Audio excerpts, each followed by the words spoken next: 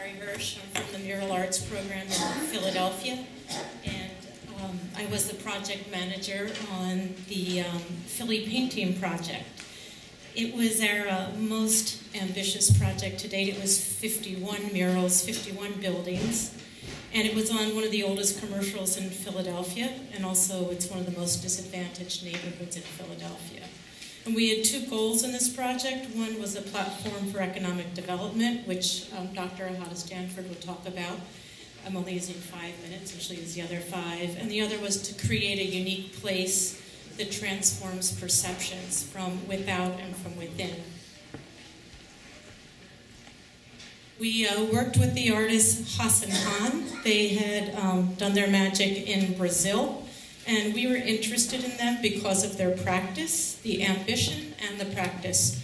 So they lived in the neighborhood in Brazil when they created this transformation of this favela.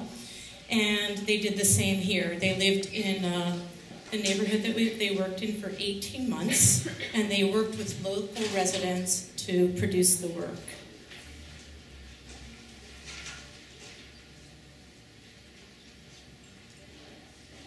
There were many design challenges. I'm sure this does not differ from what we've seen in the corridors previously today.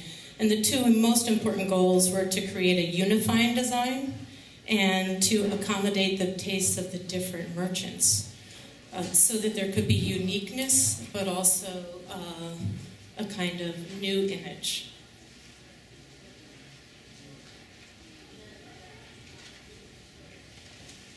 So of the two artists, Jeroen Koolhaas was the designer, and he is a great designer, and it was really a gift to work with him.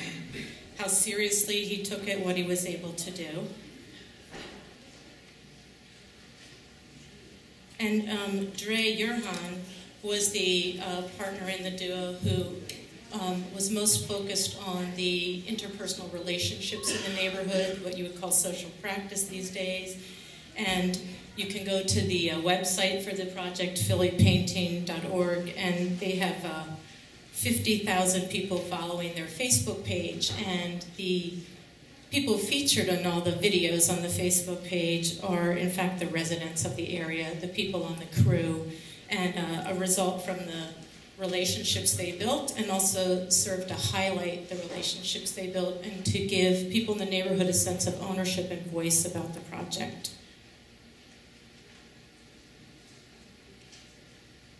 What Mural Arts brought to the picture is our capacity to secure funding to address complex production problems and issues and challenges, and to partner with other city agencies to have greater impact on the various problems and challenges encountered. So they studied the area and looked at the colors, the vernacular in the area to come up with the designs. They came up with unique Philadelphia red as a connector in all the designs, and a series of palettes. And the concept was an interweaving of colors, and it was a concept that was symbolic of what they were trying to create in the community. And there were 3 parts to this. One is concept approval, design approval, and permission, or wall authorization. And these are also things that Mural Arts excels at. And these were opportunities to build bridges, because through Dre's great relationships with the neighbors, Jeroen was involved in that too. These are not hard and fast roles. There's predominant roles. There was a fantastic feedback loop from the community on every design that they did. And you can see going door to door, talking to merchants and owners. Each one selected a palette, they selected designs, then we came back to them.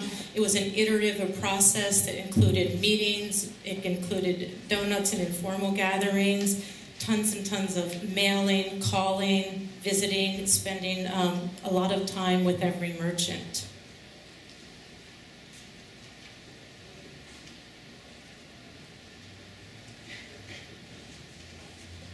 So you can see in this photo that what the job of the painting was not just painting, it was capital improvements. that might have been unaffordable by other means. Most of these merchants are not doing well. There's just a few who are, and I'm gonna, that was my 5-minute buzzer, so really quickly, I just want to show you some of the results. This building over here, MetroPCS, became a favorite when it was made, and it was kind of a turning point in the project where everyone got on board.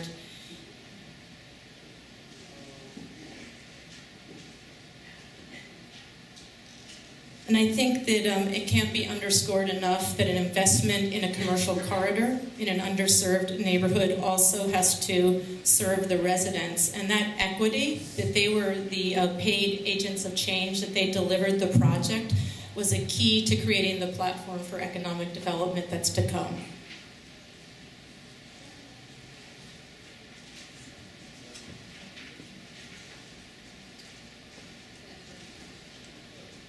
At the same time, and even a little bit pre-painting started, we were doing a plan for the area. And this was, now, this is like 2 or 3 blocks of, as Shari said, in a very depressed community, but it's their convenient shopping. And it's like, so how do we get everybody on board to do this and create a family around regenerating life in this corridor? So the plan area that we worked on was from York Street up to Glenwood Avenue, which is the train line, and from 12th Street over to and Germantown's running down the center of that core. We not only looked at the commercial corridor and what might be possible in terms of revitalization there, but we also thought about the housing in the area around it. We also thought about the organizations that exist. We got the community involved. During the survey, we had Interface Studios working on this, and they're really good during the survey work and during the plan. And out of that came a list from merchants about what the important things were. Cleaning and maintenance, of course, security and lighting. Without a doubt, these are always the first 2 things on the list. And streetscape improvement, branding and marketing, and other stores they wanted to. So we sort of cobbled together the survey results and looked at them together.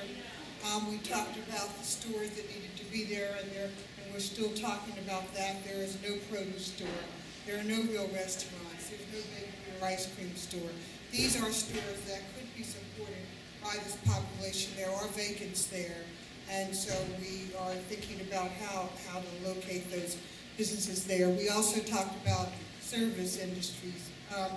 Get a beauty school or a barber school, then you can increase the traffic in the area.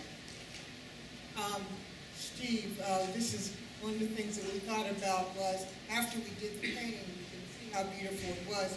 These signs look really crappy, but these are really beautiful signs, or could be really beautiful signs. So we want to build in terms of signs, and that's up on their list now. They want to see signs. So some of the signs will be remake of existing signs.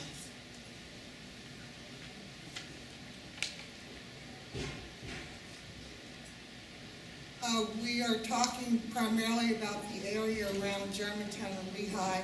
This is 1 block south. This is at Hunting Park. You might know of Ife. It's existed for decades. We've got the Village, which is there, which does a lot of programming, arts programming, and education programming for young people. And so this we're thinking of as kind of a plaza at the lower end of the Their housing has come to the area. Warnock Village there at the bottom center is a PHA housing. There's a community revitalization project that's done housing. That's the Evelyn Saunders Townhouse. They've been revitalizing the Fair Hill ground, and there's a new recreation center in Cambria.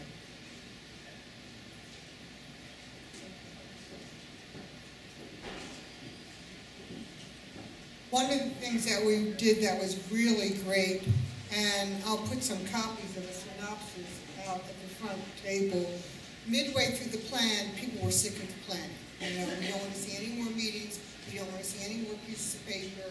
You know, we're paying, so that was exciting, but let's get some more going. So we created this action plan, and the action plan is absolutely wonderful, and it sort of like help us get through things rather quickly. And so be sure to pick this up, because this talks about what was in the action plan. It is a 10-page document that we, at that point, had enough information, and our action plan included launching a cleaning program, setting up a security public safety program, working with Mural Arts, of course, working with the merchants on their storefronts, initiating a capital improvement. We're investing $3 million in capital improvements, and continue our business attraction. All right, so here's where we go, getting everybody involved. This that you see is our cleaning program. One organization became the administrator, another one became the manager, another organization, a halfway house, they were the cleaners. And so this is how we cobbled together the cleaning program, which was fabulous because these are groups that were not a family before this. So we've got the businesses, the street, the building owners, the nonprofits in the area, the guys from the halfway house, and young people all sort of working to create this revitalized area. Now there's a cleaning. The top one is a before, and the bottom one is after. This was on the corner right here was a drug house, a drugstore, and very intensely so. And everyone was upset with this. We had a local policeman who was very involved in our work. Got rid of them. On the right-hand side, you see a new business. It's called Extreme. It's sportswear and sneakers, and it's really well liked by the community. We're working on 3 development projects initially. First one being down on that sort of on the lower end of Germantown Avenue. Second one being at Germantown Lehigh. This is a wonderful old building here that we've got to do a lot of work with. We can't even paint on it right now, but it was an old music school and extends back 4 buildings.